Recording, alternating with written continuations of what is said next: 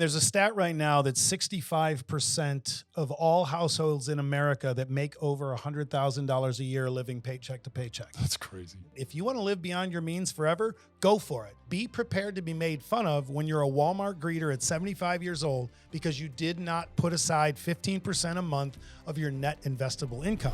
I have a lot of people that are starting side hustles and businesses. If you were to give 3 quick pieces of advice to someone who is starting a business, what are the 3 biggest lessons you've learned through your life and business?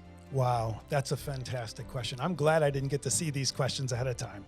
I would say, welcome to the Amplifi Podcast. We are with Robert Croak. This was a fun one. I remember growing up with Sillybandz all over my wrist, training them with kids on the playground inside of school. Robert Croak is the founder of Sillybandz, who has taken that business, all the money he's earned, and built an empire of businesses and is extremely successful. He's on social media with millions of followers teaching personal finance, investing, and everything just like my page. This was a lot of fun to dive into because we both create such similar content, have similar perspectives on life, and love business ownership. Get ready to take notes because this is someone who on social media gives financial literacy, but has lived a life. He's not some charlatan who has just given advice on social media because he knows how to give it. He has built, scaled, and exited businesses, has hundreds of millions of dollars that he's invested over his career, and is an amazing person to learn from.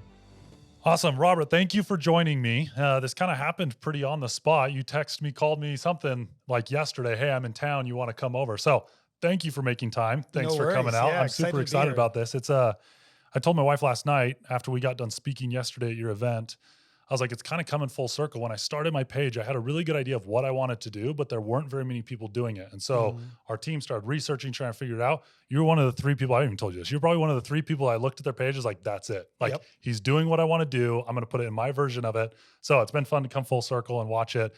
Tell everyone like quick backstory. I'll jump into questions here in a second. Why did you get started on social media? Who are you and where can they find you?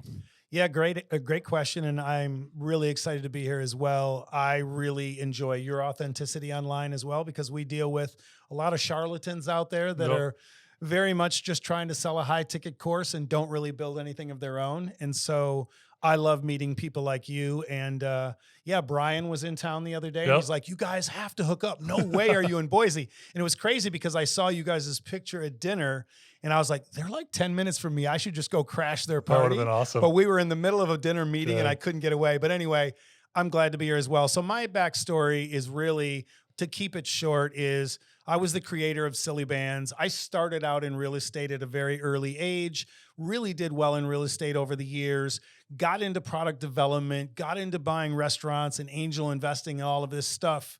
And then my big success story really happened when Sillybandz became a worldwide phenomenon back in 2010, 11, 12.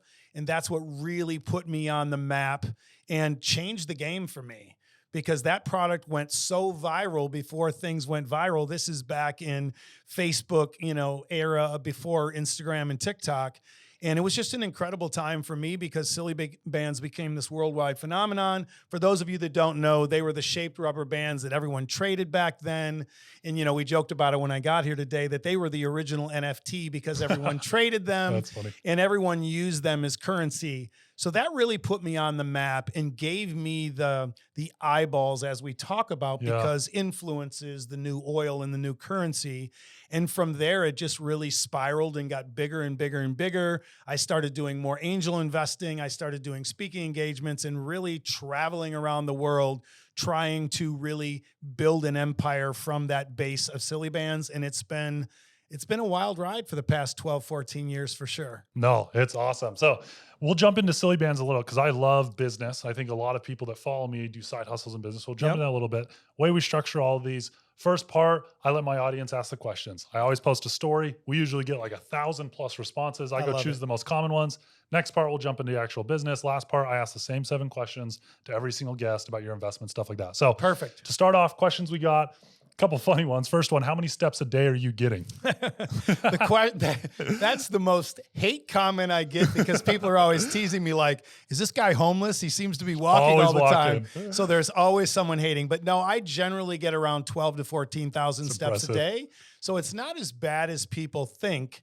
I don't get like 20,000 steps a day, but I do walk a lot because I just think better not sitting at a desk. So I really enjoy I look at life as trying to hack things. Yeah. And if I can be walking and filming, then I feel like I'm doing two things at once. So I'm really, really getting the most out of my time.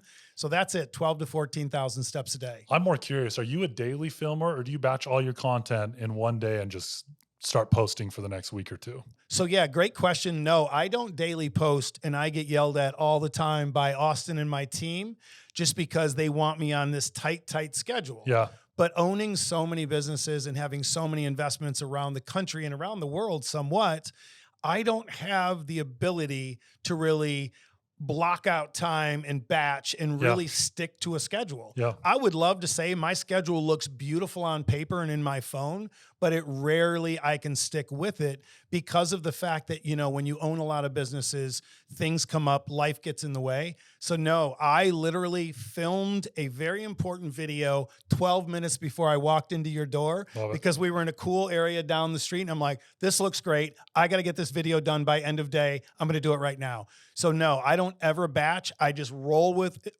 it when, you know, the inspiration hits, the weather cooperates, and I find a cool spot. That's sweet. Okay, there's a bunch of different questions. I'm actually going to combine probably 2 or 3 of these. Okay. A lot of them were about business and side hustle. So someone said, would you recommend going into a franchise? If so, which one? And then the other one said, what's the best side hustle to start today? So as far as business goes, let's picture the 28-year-old has a job, maybe $10,000 in the bank account. They want to supplement their income. Where would you go with a side hustle today?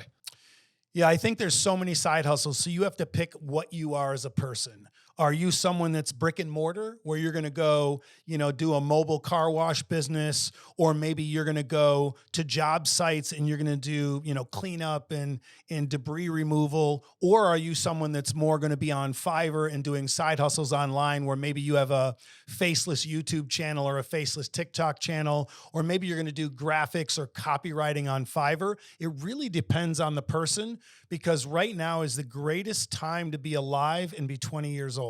It really is. There's never been a better time in history to be able to create wealth your way. And that's what I love about society for the youth right now, because there's so many tools and so many opportunities that the younger people out there do not have to go stick to a job or with a boss or in a company that they don't love to go to every day. So there's so much more freedom. So I think it really depends on the person, because there's so many incredible side hustles. If I were going to be 20 years old right now and pick a side hustle, I would definitely look in the AI sector, because I think there's so much money to be made there.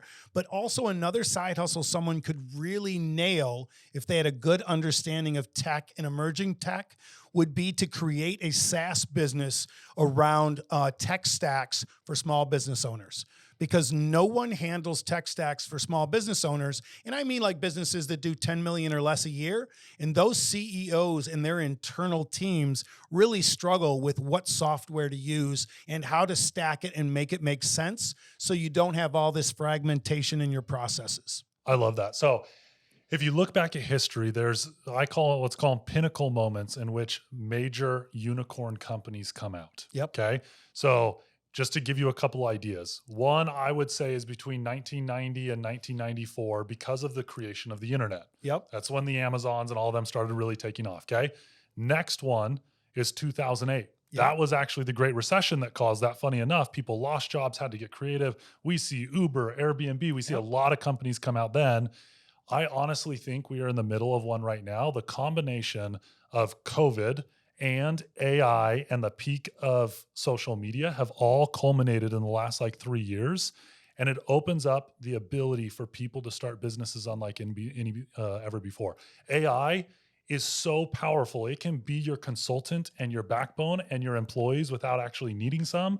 You can get influence easier than ever before. Yep. People were forced to go work from home, which employers will hate it, but you had a lot more time on your hands because you weren't being watched all the time. So I'm excited to see what businesses come out of these. We'll know in 5 years what business, we don't know them right now. That's right. But then also for all of you listening, we have about another 12 to 24 months, in my opinion, before AI starts regularly getting used by everyone and you can no longer be an early adopter. Social media, kind of same thing. So I think there's actually massive opportunity in the tech and AI, exactly like you just said, because of this pinnacle moment I feel like we're in right now inside of the world. 100%. And that goes to what I said about being the greatest time we've ever been alive. Mm-hmm.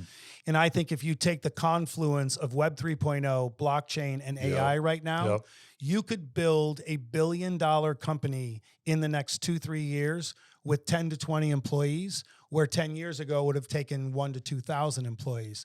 That is why it's so cool that I'm alive and still thriving at my age in this era, because not only do I get to help so many young entrepreneurs find their way, but I also get to go along for the ride in so many companies. So I'm always getting pitched. He asked earlier, how often do you get pitched? I'm like, every day, all day. And it's beautiful because I get to see the sharpest minds out there. And because I understand it, most businessmen in their 50s do not understand modern technology and society and social media. I've had business partners make fun of me for doing social media because they're like, oh, isn't TikTok for kids dancing? And that's just how naive they are to understand the power of a social brand and a personal brand. So I love it. I'm excited, and it makes me so energetic every day to see these pitches. And that's why I flew to Boise. There's so much going on here, and there's so much talent here. And I was like, I have to go see this and touch it and feel it. Yep. You know, I said yesterday at the speaking engagement, I'm the greatest door knocker known to mankind that's not a salesman, because I just need to touch and feel stuff and get involved so I can make sure if there's an opportunity for me and my team of where we can make money and where we can grow, I want to be there. Love it. I want to take a deep dive into some of your businesses, then we'll back out and apply it to the normal person. But for the next 10 minutes or so, the last question will kind of lead us there. How did you get the idea of a Sillyband, and how did this whole thing start? Like, walk me through the first 12 months of where you got this and how this idea came to be. It wasn't as random as everyone made it out to be. Yeah. So a lot of people don't know this because I don't lead with I'm the Sillybandz creator, but my company was the first company to offer the Livestrong bracelets as custom bracelets. I did not know this. Livestrong bracelets were a worldwide phenomenon. I had 20 of them up my arm growing up. Yep. And I literally cold called the Livestrong Foundation, got a girl on the phone at the desk, said, hey, I got to believe a lot of other companies want these bracelets, and I want to start a company doing it. And she's like, oh my God, please do it. We get hundreds of calls a month of people wanting them for their charity, their company, their baseball team, or whatever. And so literally within a week, I launched customsiliconebracelets.com, and it went on to be massive. I mean, we did millions and millions of sales a year. And then as that started to die down and I had all my real estate and restaurants and everything else, I heard about these shaped rubber bands, and I was at a product show in China. So I went to the booth, saw them. They were really little, didn't really have a lot of detail. And I was like, we got to make these. So that's what we did, is we started making these custom, Sillybandz. That's what the name ended up being, to where when you're wearing them, it just looks like a rubber band. And then when you take it off, this is a centipede, obviously. And that was it. It was history, because we went... It wasn't as much of an overnight success as everyone believed, but we started with 4 SKUs, did okay, and then it took off, and we went from 17 employees at the launch of Sillybandz to over 3,000 employees in the course of a year. Jeez. And it got to be so crazy. We had to buy multiple buildings to house the employees. We had employees all across the world. And it was crazy because we got to a point where we were doing millions of dollars of sales a week on a $4 product. So it was an amazing time, and everyone's like, oh, you crushed it. You did so great. And I'm like, I left tens of millions of dollars on the table because, back then we didn't have all the tools we have now. How do you scale that quick? Yeah, That's it was crazy. very difficult. Thinking now, Sillybandz are back in a big way right now. So it's really cool for our team. Cool. Yeah. Sillybandz are super viral on TikTok right now. And so for us back then, we didn't have all the tools. Like I tell people back in the Livestrong bracelet era, to build a shopping cart for a website cost 15 to 20 grand. Now we can have one uploaded Shopify for $15. For $15. Yep. And so that's why when entrepreneurs cry in their milk to me and they cry about their misfortune or lack of opportunities, I'm like, you have no idea what you're talking about. Yeah. In the early days of the internet where I was, it was very, very difficult. So these are the best times for me because we can continue launching viral products because we have the blueprint down and we know how to do it. Okay. More curiosity. Do you search virality pre-product success? Like for Sillybandz, you had Justin Bieber wearing them on stages. You had celebrities pushing this. Was that because they were cool, so they wanted to fit in? Or were you behind the scenes manipulating, probably not the right word, pushing that, trying to force virality? What was your strategy, and what is your strategy today to try to push merchandise in a viral way? Yeah, so that's a great question. And the honest answer is we never, back in the day, ever even considered looking at what everyone else was doing. Interesting. I always had what I felt was the eye on the prize. I always felt that I was a futurist and I could be ahead of the curve. Mm-hmm. It has served me very well in investing in stocks and cryptos and everything else, because as long as you're one step ahead of the masses, you're always going to make a lot of money. And that's what I tell people today with financial education. You don't have to be first to a stock. You don't have to be first to a crypto. You just have to be ahead of the 90%. Yep. And if you can do that, you can print money. And so for us in the early days, there's a really famous story about how did you get Justin Bieber and how did you get the Kardashians? Yeah. And it really is a crazy story, and I'll keep it short. Justin Bieber, I got him because I had a big Facebook audience back in the day. And we got a DM from his mother that he needed t-shirts for something, and it was local to us, even though he was from LA. And we made t-shirts, and I donated him to his mother. And I was like, yeah, you're good. And it was only like 12 t-shirts or something. And so then when Sillybandz hit, I had the open door to reach out to them and say, hey, we'd love to do Sillybandz with you. And we had already done the Kardashians deal. And so the Kardashians deal is funny because I got yelled at by their lawyer. And I won't say the cuss words that he used, but he literally threw this packet of paperwork on his desk and said, I don't know how the hell you got this deal. He goes, but we're moving ahead with it. And we were the only deal, and even Kris Jenner talked about it recently on Masterclass, we were the only deal that did not pay an upfront fee. Wow. Because at the time, it was all back end residuals. It was all back end. It was all performance. Wow. And it was a godsend because even back then, they weren't as nearly as famous as now, but they were growing very rapidly.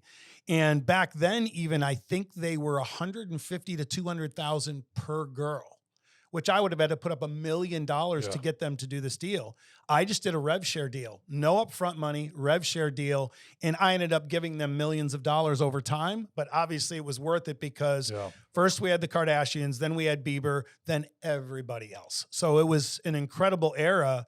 And now it's cool seeing the nostalgia of seeing Sillybandz come back, because we have no paid campaigns right now. It's all organic, and seeing all these big influencers and rock stars and celebrities wearing Sillybandz again is so, so cool. Okay, I want to pull a couple things out of there because there are some golden nuggets in there. So the first one, this is my issue with a lot of influencers. And you talked about this, these charlatans out there that push products to people about side hustles and everything. I mean, from drop shipping to Amazon businesses to like all these different just plug and play businesses, you can do it too. Yep. The issue with that, the fact that you are getting offered that tells you are not above 90% of people that are going to enter that. That is correct. And so many people are sold these products and these dreams of side hustles on the internet that is never going to work out because I own an Amazon business. Like I have been a successful product business owner, but I did it because like you, I saw a necessity, sourced it out of China, brought it over here. I only had one other competitor. They were 4 times the price as me. I came in. Now, if you go on Amazon, there's 400 of them. Okay. Everyone else has started drop shipping it, trying to rip us off. But don't get so caught up on other people's success and trying to mimic them. You have to go blaze your own trail at times and figure out, you don't have to be the first one, but you have to have enough confidence in your ability to succeed at something that you can be number 2, 3, or 4. Because the second you're offered it online, you should run for the hills because it's probably not as good as it sounds to be. Yeah. And we live in an era right now, especially in e-commerce, where it's really difficult to sustain a new product if you're copying someone else. Because you can take a product that you think is new, but if you don't own the IP, you didn't invent it, or you didn't change it at least somewhat to make it better than what's out there, there's going to be so many other people in the category. It's very hard to sustain and build a business around it. And that's why all of these people that are out there selling courses, you know who you are, that don't bring value to people, they're making so much money on the courses than they are on the actual business, or they wouldn't be selling the courses. And that's one of the things that got me so excited about building my personal brand, was to be able to really bring value to people like you do, and be able to just help people understand there is no shortcut to wealth. You have to do the work. Now, sometimes you can get lucky, you can have good timing, et cetera, et cetera. But the difference is understanding, do you want to build something meaningful, or do you want to try to gamble and make that short-term quick dollar? And that's the difference between guys like us and people that try to think there's a cheat code. Love it. The other thing I'm going to pull out of what you said before is giving without expectation of reciprocity is massive inside of business. I'm going to tell a quick story here because it fits in perfectly. I love that you said that. So my uncle is well-to-do, has a box at the Utah Jazz with Kim Gardner, phenomenal $1 billion real estate developer, right? So I was in college playing basketball in Utah, and he invited me to go to his booth. I went in there, I met the Gardner family, shook their hands, and they looked at me and said, "Who are you?" And I was like, "Oh, this is who I am." And they're like, "Your uncle did this for me when I was just getting out of college. I knew from then on out that I would always be lifelong friends with him." Kim Gardner goes on to build this $1 billion company. My uncle's right there in the box with him as well. There are 1,000 stories I can give with my uncle. I mean, friends with very successful people, Mitt Romney, all this kind of stuff. And every single time I've met anyone inside his circle, that's the first thing they tell me. Your uncle did this, and now we're here. Yep. You donated 12 shirts to Justin Bieber's mom Without the expectation of reciprocity. So many people will go out there and try to give and donate and do this all the stuff, and you can instantaneously tell whether they're expecting something in return, or if it truly is just, here you go, never going to call in the favor. But then the crazy part is when that's the way you approach, it's a paradox. When that's the way you approach it, that's when you actually get something in return. Yeah. Giving without the expectation of reciprocity is the definition of networking. Everyone talks about networking and surrounding yourself with people and all this different stuff. And that is an amazing skill. How to Win Friends and Influence People, amazing book. But the piece that a lot of people miss is they try to schmooze and be nice because they think they need to get around them so they can be successful. I can instantly tell when I'm at an event and someone comes up to me and starts schmoozing what they want. Yeah. It's the people that come up to me and just network and are friends and give, where I walk away from that event, I'm like, I need their card. I want to reach out to them because I like them. Yeah. It's hard, but that's how you have to approach networking. And it's so cool that you can tie tens of millions of dollars of revenue to giving 12 shirts away in a very direct line. And it's a clear depiction. And I think people need to nail home on that. I definitely agree. And one of the things that is probably one of my favorite rabbit hole things that I do every single day, like you, I get 100 DMs a month from people pitching me how they can improve my personal brand. Yep. And what they do is they always lead in with their copy and pasted ChatGPT sales pitch. And they never, ever bring value. So what I do is I'll email them back and I'll be like, does this actually work? Have you actually closed anyone from this approach? Blah, blah, blah. I said, you should maybe think of a different approach when dealing with people of my magnitude. And so then what I'll tell them is say, show me value, show me your work first, because the number one thing I get, and you probably do as well, is I'll do a free video for you to show you what I can do. All the time. Every day I get 20. That does not help me any way, shape, or form. Anyone can spend 4 hours and make an incredible video. I need to know where's the value, what makes you different, what is your pricing? Because we don't care about a free video. We have editors, we have people all around us. Show me the value first, authentically, then I'll consider working with you. And that is one of the coolest things about being where we are, is being able to share that tutelage with people to help them understand. Yesterday in the speaking engagement, I said, I'm the greatest door knocker around. Is anyone hiring? Because I go everywhere and ask everyone questions that bring value to me without any expectation of anything, because I want to share knowledge and share stuff. I met some incredible people this week already, and I've only been in Boise for 4 days, that will be lifelong friends and I will definitely do business with, because just like you said to me, I was like, hey, do you want to stop by my event? And you're like, hell yeah. And you're like, do you want to do my podcast? Yeah. We didn't ask for a contract. We didn't ask anything. We're like, this makes sense because the energy is there and we know that the camaraderie is there and it makes sense for both of us. And that's what I love about it. So that's a great question and a great point to add. Love it. Okay. Last thing on Sillybandz, then we'll zoom out and talk about kind of the normal person, how we can apply these principles into their lives. Okay, Sillybandz, I remember trading them, having them all over my wrist in middle school. Like that was my era. How you saw this massive rise. Yep. I would assume you peaked 2010 to 2012, if I'm just like thinking back on my school years. 2012 was the peak. Yep. How did you have the know-with-all to keep that company running for 10 years? You're now seeing another benefit, it sounds like. Huge. Yep. When I look at companies, if I've seen a peak in a company, it starts to go down, my immediate thought is, where can I put this company so someone else can run it? Or where can I sell this company so that I can go focus on the next thing? Yep. Why did you keep that going this long, and what did you see in it? It was just one of those things. It was kind of happenstance. Really? We had some inventory. I owned the brand still, even at that point, 100%. I still do today. And I just figured, I was thinking back, and we had many offers after the peak of, hey, we'll buy all your inventory. We'll buy the brand. We'll buy the mark. And I just felt that if Crocs can come back and everyone else can come back, that I should probably hold on to this. And it was a godsend that I did, obviously. Yeah. And it's even crazy because Sillybandz started to make a slow comeback 2 years ago. And it's only recently in the last few months that it's really going bonkers. And 2 years ago, I had a couple VC firms that offered me a few $1,000,000 for it.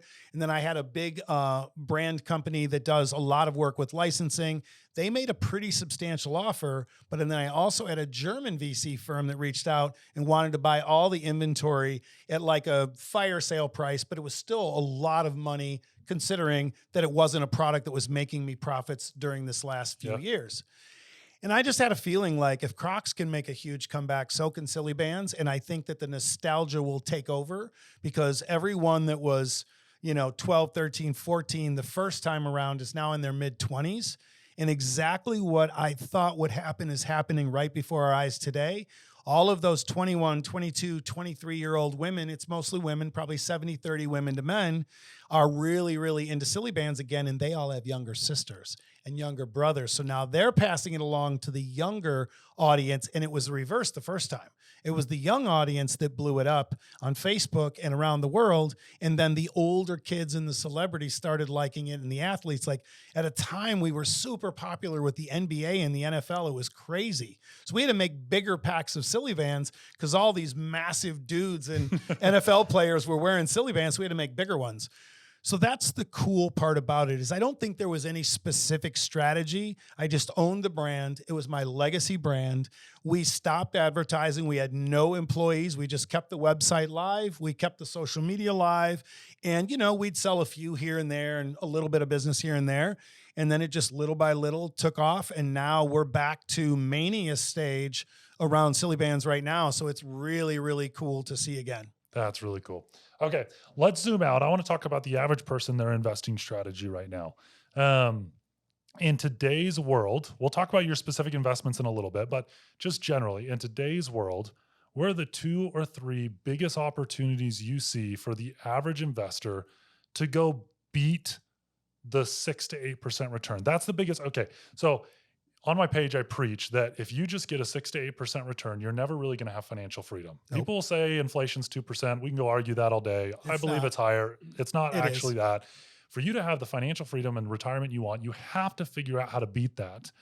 Where do you believe are the 2 or 3 biggest opportunities right now that if you're mid-career right now, you have a little extra money, where would you look at investing? That's a great question. And I think first and foremost, let's backtrack for a moment. I tell everyone, build your base first. So many people start out investing backwards. They go take all the high risk stuff with their first $10,000. They lose it. They save up another 10. They lose it because they're out there chasing meme coins, or they're doing high risk penny stocks, or they get talked to doing Forex trading or something like that. So my message is always very clear. Start out simple. Build your base, get your Roth IRA set up, get a basket of low-cost index funds. I like VOO, QQQ, VGT, Moat, some of those. If you want to have a little more risk, maybe AIQ. It's a global AI index fund that I like that I think will do well over the years. But I tell everyone, build your base first, don't do it backwards.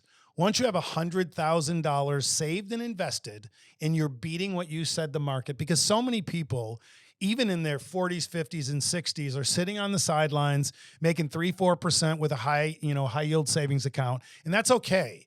At least have your emergency fund in a high yield savings account or treasury bills, but the rest of your money needs to be working. one of the things I say a lot is you have to have your money working as hard for you as you work to get it. And that is one of the things that is a message of mine that resonates really well with people, because so many people make the money, but they don't know what to do with it to grow it. And if it doesn't grow, parked money is dead money. So I think it's very important to understand. So for me, start with the low cost index funds, get the base built. Then you can start going off, build a smaller portfolio of single stocks, maybe look at some of the big tech. I would look at utilities plays right now. I would look at data center plays, still AI, but then also have a portion of your portfolio in cryptocurrency.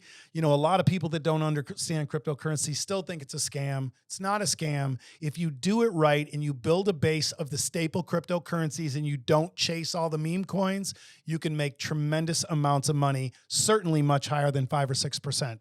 And then after that, and you start getting into the hundreds of thousands or millions, then you can start going off into real estate, speculating on other things like precious metals. I like to invest in wine and whiskey, and there's a lot of other fun ways to invest, but it's really important for everyone to build their base and beat that benchmark, because you can throw a dart, and if you put money in VOO or QQQ, you're going to make 11, 12, 14% a year without much risk, and you're definitely going to do better than the average person that's sitting on the sidelines.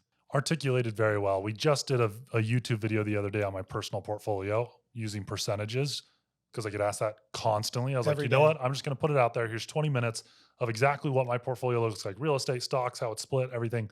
But I failed to state that, and I think that's really important. I almost wish I could go back and edit it. My portfolio, I told them that I'm way too heavy in real estate and crypto for the normal person. But the way you articulate it is even better. I'm not too heavy for someone with my investment size and what my risk appetite is, especially in my career. I have more real estate deals across my desk than anything else.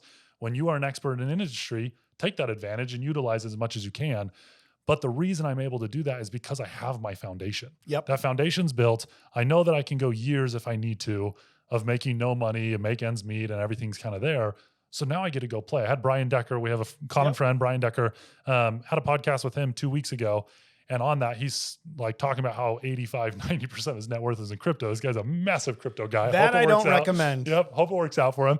But the only reason he's able to do that as well is because of his foundation. So I think that's really well said, that these opportunities that we're talking about and the stuff that you came to Boise for, that's not for the person that has a $50,000 401k, is 28 years old and just started earning money. Like, that is not the time that you go chuck everything in a syndication and like Dogecoin. Like, that's not the time you do that. You do that after you have a solid foundation, and then you get to start speculating on some of this stuff. And I believe the speculation is going to pay off. Like, crypto's massive right now. I do a lot of real estate syndication, some AI stuff, but don't do that until you have your foundation. I've never heard it articulated that way, and that was really well done. Well, I appreciate it. And it's so important for everyone to understand that. So thank you. It's just really all about people understanding. So many people are on this roller coaster. They save $20,000. They say they're going to invest, and then they go buy a jet ski. Then they save $30,000. They say they're going to invest, and then they go buy a Mercedes. Then they save $50,000, and they say they're going to invest. Then they go buy too much home. And it just keeps going and going and going, because lifestyle creep never goes away if you don't control it. So I try to get everyone to understand: delay lifestyle creep, utilize delayed gratification, get yourself set up first with that $100,000, because then you're making money while you're sleeping as early as possible. Then go from there, and you can start to broaden those perspectives on diversification and what you can do more. I see it every day. Somebody's got $50,000 and they want to go buy a primary home. And I'm like, okay, so you're going to exhaust all $50,000 on the down payment and the closing costs and the furniture and everything you need. Then what? What are you going to do? How are you going to make compound interest work for you by having money put away? And that's why the most important thing for people to understand, and I go against all the grain of the people out there, we won't name names because some of them are our friends and associates, where they say, if you don't have $50,000 or $100,000, don't bother. And it's ridiculous. You can literally start with $100 a month and still become a multimillionaire, because over time, the habits and the mindset are going to help you more than the actual money. Because once people pivot their mindset from being consumer-based to investor-based, it changes everything. 100%. Last kind of thing before we jump into the fire questions. You have to have a thick skin to be on social media, okay? Everyone always asks me, how do you do it? I just don't care. Like, I think it's hilarious. I tell the joke all the time. one of the first videos that went viral, the number one comment was, I don't know how your wife is married to you. Your voice is so annoying. I was dying laughing. I showed my wife, I was like, this is hilarious. Like, so you have to have a thick skin. The one thing that will get to me is all the people that say, but I want to live now. Why in the world do I want a ton of money when I'm 50, 60, 70 years old? And they're in college saying this. I'm not saying you have to have a brutal, boring life where you never go buy a Starbucks. Like, that's not, we just need to understand delayed gratification. If you can practice patience and delayed gratification, it is probably one of the single biggest indicators of what your success is going to be. That's right. And if you are always going to be in a victim mentality where you are saying, I want to live now, I can't get rich, and the world is like rigged against me, that's not the case. I'm not going to say privilege doesn't exist. Like, some people have it easier than others, but delayed gratification is the one way that I can guarantee wealth will come, and you don't have to do it with a ton of money. $100 a month. Everyone can make $100 a month. I don't care what job you have. Live on your full-time job. Go drive Uber twice a month. 100%. You've got $100. $100 a month from 20 years old to 65 years old will turn into millions of dollars. Yep. We're not asking you to throw everything away, just asking you to do it enough for now so you can get ahead. And on social media, that's probably the one thing that irks me the most, is when those posts start going off and you get all these comments saying, I can't do it. I can't do it. Why are you telling me to never enjoy my life? I'm like, I'm not. Yep. I'm just asking you to practice a little bit of patience, and you will thank me tenfold in 20 years. Yeah, I mean, there's a stat right now that 65% of all households in America that make over $100,000 a year are living paycheck to paycheck. That's crazy. And that should be a crazy indicator of people to understand you cannot kick the can down the road forever. And the illustration I use all the time is I say, great, if you want to live beyond your means forever, go for it. But nobody's going to be there to pick you up when you're 75 years old. And be prepared to be made fun of when you're a Walmart greeter at 75 years old because you did not put aside 15% a month of your net investable income. And I agree with you. I'm not telling people don't go buy the jet ski, but do it in a way where you reward yourself after you set up some milestones. Maybe after you get the first $50,000 invested, then go buy the jet ski. Then when you get to 150, then maybe upgrade the car to the Mercedes if you have to have the Mercedes. But always remember this, to everyone that's listening, is that when you drive through your neighborhood and you see Mercedes and BMWs in the driveway and everyone's got all the cool stuff, they're all living beyond their means. And you should not fall victim to the comparison-based lifestyle that everyone leads, because I promise you they're broke and they are not doing the right things to set them up for retirement. And it's even worse when people have 2 children, because they're not thinking ahead of how can they set their children up because they're already living beyond their means themselves. 100%. Okay, I ask the same questions to every single guest that comes through. Let's fire through. We touched on some of them, but let's fire through this. So first one, I have a lot of people that are starting side hustles and businesses. If you were to give 3 quick pieces of advice to someone who is starting a business, what are the 3 biggest lessons you've learned through your life and business? Wow, that's a fantastic question. I'm glad I didn't get to see these questions ahead of time. I would say, number 1, memorialize the side hustle or the small business. Get your LLC set up properly. Make sure you don't use your home address, your personal cell phone. Make sure you have an operating agreement in place. It's very, very important. And just make sure you have all the protective paperwork to make sure that if that business grows and you really start crushing it, that you are safe from inside and outside attacks. That's number 1. Number 2, also important relative to your business, don't commingle your funds. If you're going to commingle funds, you are giving lawyers and other people the opportunity to pierce the corporate veil with that company and be able to come after your personal income. And number 3, don't be afraid to ask for help. So many small business owners grow so slow and they miss the opportunity and the window that they might have had because they're either undercapitalized or they're afraid to ask for help, because it's just so important that if you have something that's really good, to be able to grow quickly. And then I would say the pro tip is hire to your weaknesses. So many people that found companies think that they can do it all, and they think that they can just do everything and micromanage everything. The sooner you hire people that are good at what you're not good at, the faster you're going to grow and the more successful you'll be. I love all of that. We are currently I'm a firm believer in coaching. I am still coached to this day. Yep. In sales and business and everywhere. The reason I was late, I was on with my coach. We had our normally quarterly meeting, couple hour meeting.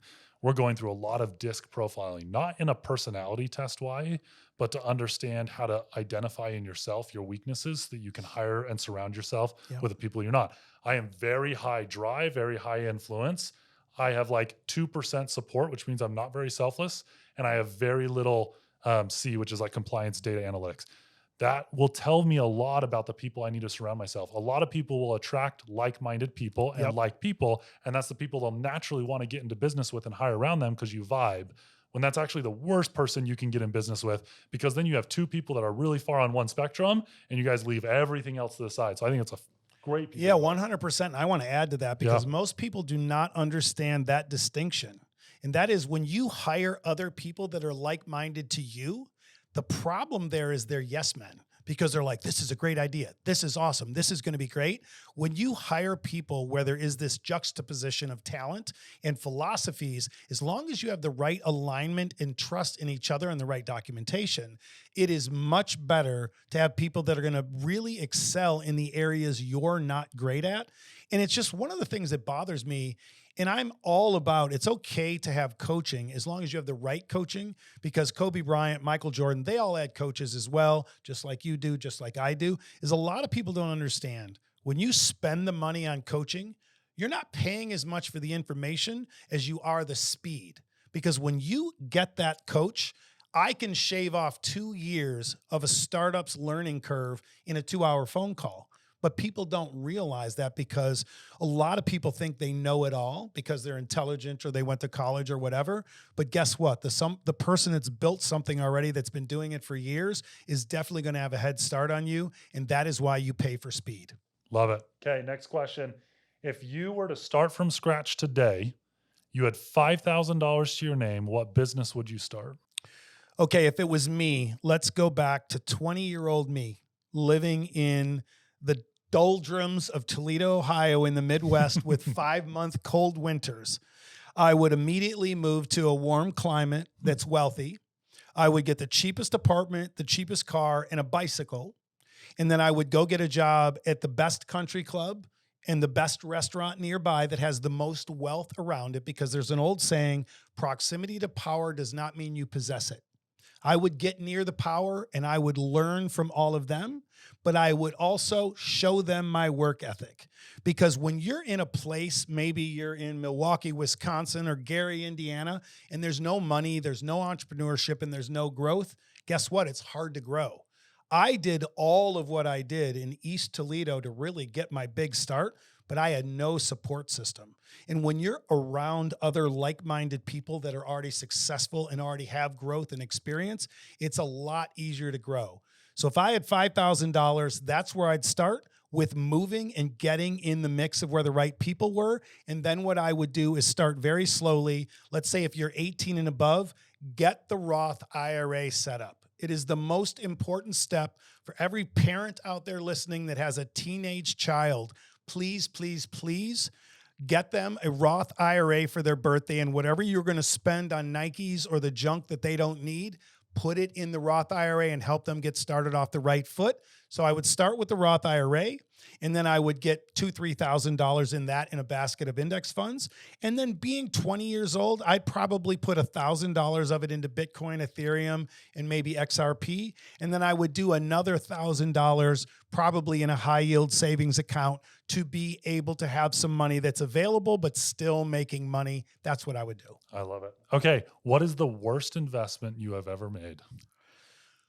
I'll give you best next. We're starting with worst, so that way we can end on a good note. Can it be an investment I didn't make? No. Yeah, I'm going to use the worst investment was the best investment I never made. Yeah, love it. Yeah. So the worst investment ever was I went to a meeting to invest in Uber. And it was the final pre-money round, and it was 3 of us.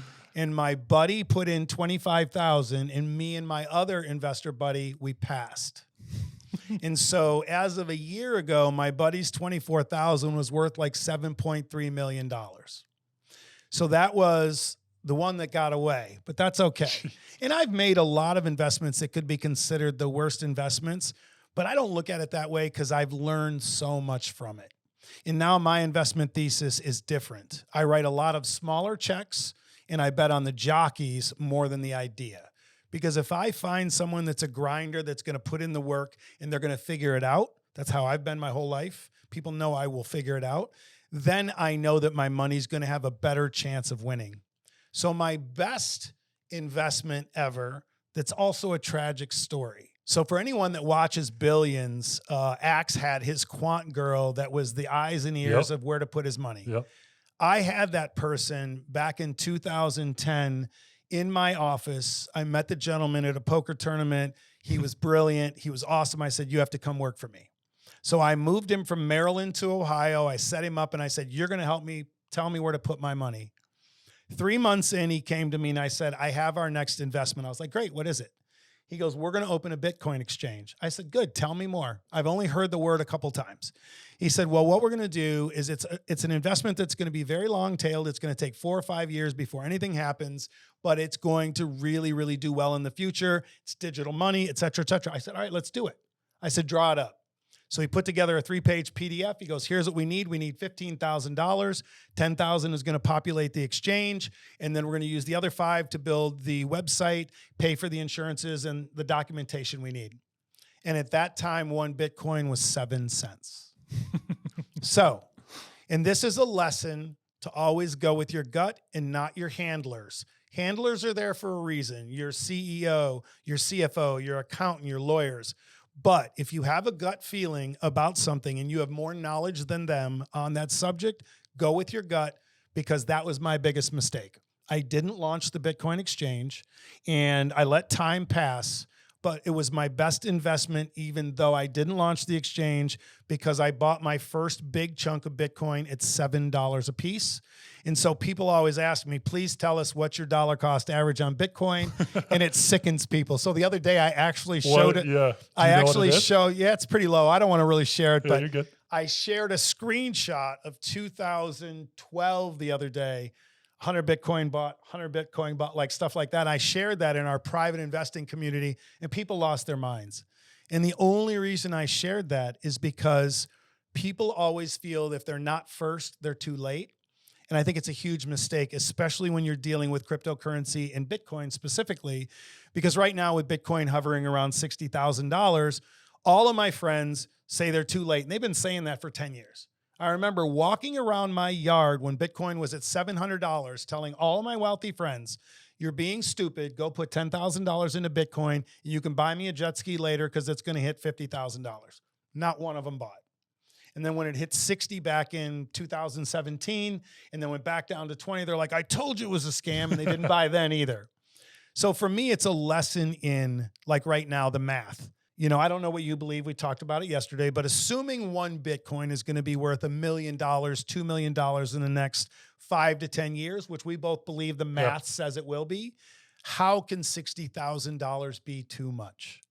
And that is the conditioning we have, because social media has so many charlatans and so many people that all they care about is the clickbait and the views. They don't care about the audience that's watching. And it really bothers me because they put out these crazy numbers to get views and clicks and likes without considering how people on the other end that believe them are going to get wrecked. So I believe in Bitcoin. I believe in cryptocurrency. I think everyone should have 5 to 10% of their investable capital in it, because it is the future. The disruption is there. And every single day we see the biggest investors, the biggest countries, the biggest companies adapting to Bitcoin. And I think it's going to be the future, like you said, and change the game, because there will be the most wealth transfer in history in the next 3 to 5 years. Yep. I struggle. I've been asked a million times to put my price prediction out there. You asked me yesterday, a speaking gig, I said it, but I made sure no one was recording me for that exact reason. I don't want my opinion of where Bitcoin's going to be out on the internet, because I know with the influence we have, 100,000 people are going to go buy on that expectation. Yep. And that's what I never want to do on social media. My point is to give education. Literally, my bio says where research meets reward. I want you to be able to do the research and make your own educated decisions on what to invest in. Yeah, I mean, we both believe it can go 7 figures. Like, I firmly do believe there is a point where it can get there. But the fact of the matter is, you just have to make the effort to go educate yourself on what Bitcoin is, what is blockchain. I have multiple podcasts out there that explain all of it. Spend an hour researching this thing, because it has the opportunity, unlike any asset class we have today. Every generation has had their opportunity to make massive wealth. You can go back to the 1800s and it was buying the back 40. Okay. Yep. Then it was the early 1900s and it was like buying improved real estate, like a home, right? Yep. Then it goes to like the 70s to 2000s. It was the internet era, like to go get into Amazon and all these stuff. In my opinion, our era right now is cryptocurrency. That is our place where the middle class can invest a nominal amount of money that they can actually put up, and it can turn them into upper class and change generational wealth. Do your research, but I firmly believe. And that's why I use the illustration that you and I used yesterday. And that is, I try to give people a sense of understanding that if Bitcoin were to even reach close to the market cap of gold, everyone knows gold. Everyone knows it can be a good safe haven investment, and gold is a great thing to have in your portfolio. But right now, Bitcoin's market cap is 1/17th, right around 1/17th the market cap of gold. So what that means is if Bitcoin even comes close to the market cap of gold, which I believe it will surpass it in the next 10 years, that would put Bitcoin at between $750,000 and $1 million a coin. And so for anyone that thinks $60,000 is too much, they're just too conditioned to all the bad information that's on the internet right now, where every day they're saying this is the next 100x, 200, 500x coin. That's not investing, that's gambling, and that's not something I can educate people on. I love it. I appreciate you for coming. Where is the best place for people to get in touch with you? What social media? Like, plug where people can go learn more from you, because I think a lot of people have gotten a lot of value today. Thanks. Yes, at Robert Croak on Instagram, at Robert Croak Official on TikTok, and please go check out the Rich Habits Podcast. It is a game-changing podcast.